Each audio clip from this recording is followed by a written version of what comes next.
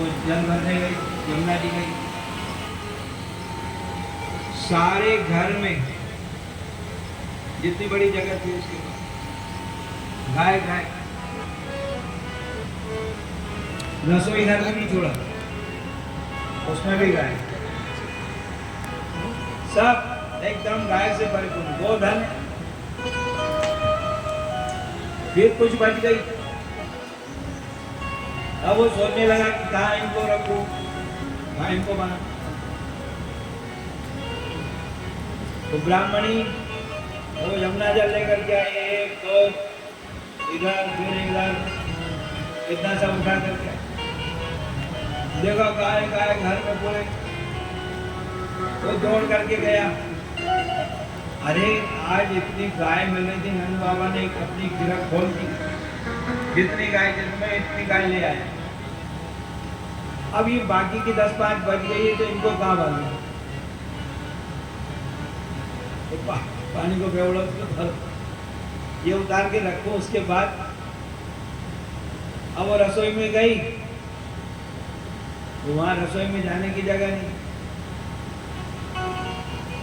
तो फिर वो भी थोड़ा स्वाभाविक है, तो पूछा, अरे तू जल्दी बता कर काटे बांधू, क्या भाई यही खाली है, या बांध। तो कहने लगा, अरे बाबा जी तू नाराज क्यों होती है, मैं इतनी गायों का दूध क्या मैं अकेला पीऊंगा? ये तो आज मौका था, ले आए, अब इसमें से थोड़ी तेरे भाई को दे देंगे, थोड़ी तारी बहन ने दे देना। तो एकदम राजी हुई, खुश हो गई। आप मेरे भाई बहन का इतना ध्यान रखते हो? हाँ भाई, रखनी पड़े, मैं मारा भाई को ध्यान रखूंगी, मारी बहन को रखूंगी, सारे भाई बहन घर में शांति रखनी है, करना पड़े। उसके बाद एक ब्राह्मण आया, कहा, बाबा बाबा मेरा ब्याह ना हो रहा है। क्या बात है, क्यों नहीं हो रहा है? मेरे पास रहने के लिए घर नहीं है, सगाई तो हो गई, कौन की लड़की है? वो ब्राह्मण जो अभी इतनी गाय लेके गया ना, उसी की लड़की के साथ मेरी बात पक्की हुई, लेकिन वो घर की वजह से बात है। तो बाबा ने कहा, अच्छा ये महावन में हमारी अमुक हवेली है, वो तुम्हारी, बुलाओ उस ब्राह्मण। बुलाया, कहा भाई देखो महावन की हमारी जो हवेली है वो इस ब्राह्मण की है, उसका तुम जल्दी से जल्दी पहला मुहूर्त आए उसमें ब्याह करो। वाह, वो तो एकदम खुश, वो आशीर्वाद देने लगा, बाबा बाबा तुमने मेरो एक क्या करायो, तुम्हारे लाला के 1000 क्या हो, 16,108। बाबा ने कहा, रे क्या कर रहे हो, तू आशीर्वाद दे रहे हो कि साफ दे रहे हो? भैया 1 से 2 हो जाए तो घर में आफत खड़ी हो जाए। कहा, ना बाबा मैं सच्चे दिल से सच्चे हृदय से कह रहा हूँ। बड़ा आनंद चलता है भैया। इन ब्रजवासियों को तो ऐसा लग रहा है कि हमारे घर में ही बच्चा हुआ है, तो इतनी उनको भी खुशी हो रही कि वो एक दूसरे के ऊपर दूध दही हल्दी दही में मिला करके उसका उपयोग हो रहा है। सारे उस नंद के भवन में दूध और दही का कीचड़ भर गया, दूध दही का कीचड़। और भैया सूत मागध वंदी जनाए को नंद बाबा का यश गान खूब बढ़ाइया करें। वो राव जी आते थे ना पहले, अब आते नहीं पता नहीं, अब नहीं है। तो राव जी आते थे, वो कैसे वो लच्छेदार भाषा बोल करके और यह सामने वाला भी खुश हो जाता, सबके नाम बताता था। तो वो सूत मारे, वो बंदी थे, बाबा का यश गा रहे हैं, तुम्हारे बाप दादू परदादू सारे परिवार का नाम, बड़ा आनंद हो रहा है। सारे ब्रज को सजाया गया है, ध्वजा पताकाएं लगाई गई, जल छीटा गया है, सुगंधित जल छीटा गया है। हर घर के दरवाजे के बाहर कलश रखे हुए हैं, जल से भरा हुआ कलश, उसके ऊपर आम के पत्ते लगे हुए, नारियल लगा हुआ, जैसे इस घर के अंदर ही कुछ हुआ। हर घर को ऐसे सजाया। विचित्र धातु वर्णस्रग वस्त्र कांचन मालिनः, बड़े रंग बिरंगे अच्छे अच्छे कपड़े पहन करके सब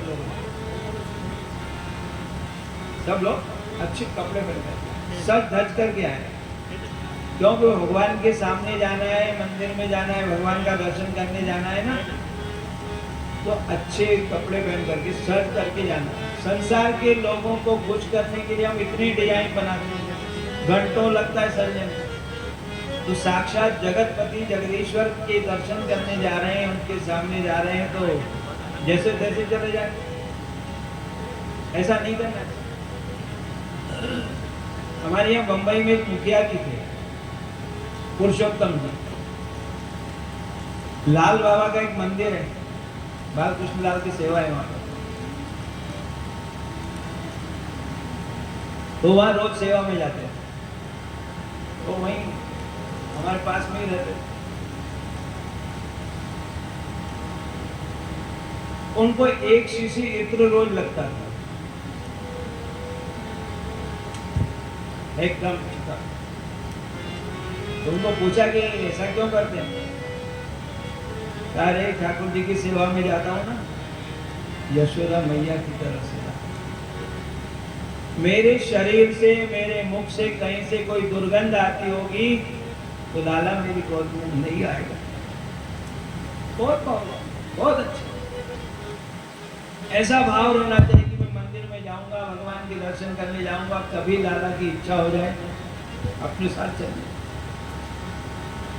वृंदावन के बाके बिहारी ऐसे ही साथ में चले गए। एक माई आई हो दर्शन, और उसने कहा कि चलो तू चल। इसलिए अब फिर उसके बाद में वो पर्दे को थोड़ी थोड़ी देर में इधर उधर करते। तो भगवान की दरबार में जब जाते हैं, भगवान का दर्शन करने जाते हैं, तो अच्छी तरह से जाते हैं। कभी भगवान की इच्छा हो जाए अपने साथ आने की, अपने घर आने की इच्छा हो जाए, घर में भी पूजा करो तो खाली अंग खाली अंगोछा पहन गए, टॉवेल पहन के बैठ गए, ऐसा नहीं करना। अच्छी तरह से कपड़े पहनना, फटा टूटा कपड़ा नहीं पहनना। तो सब ब्रजवासियों ने अपने आप को सजाया है और भगवान का दर्शन करने जा रहे हैं। अच्छा, भगवान के यहाँ जाओ, मंदिर में जाओ, किसी ब्राह्मण के यहाँ, ज्योतिषी के यहाँ जाओ, किसी संत महापुरुष के यहाँ जाओ, तो खाली हाथ नहीं जाना, हाथ में कुछ न कुछ ले करके जाना चाहिए। कुछ भी ले जाओ, पत्रम पुष्पम फलम तोयम, कोई पत्ता ले जाओ, फूल ले जाओ, फल ले जाओ, फल ले जाओ, कुछ लेके जाना, खाली हाथ नहीं जाना। कुछ न कुछ तो मिल ही जाता है। ऐसा वर्णन करते हैं महात्मा लोग कि जब ये पाकिस्तान बना था तो वहां से सब लोगों को निकाल दिया था, सब भाग करके आए,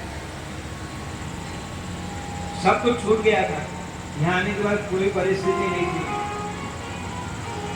लेकिन उनका नियम था कि मंदिर जाना, संतों के पास जाना, सत्संग करना।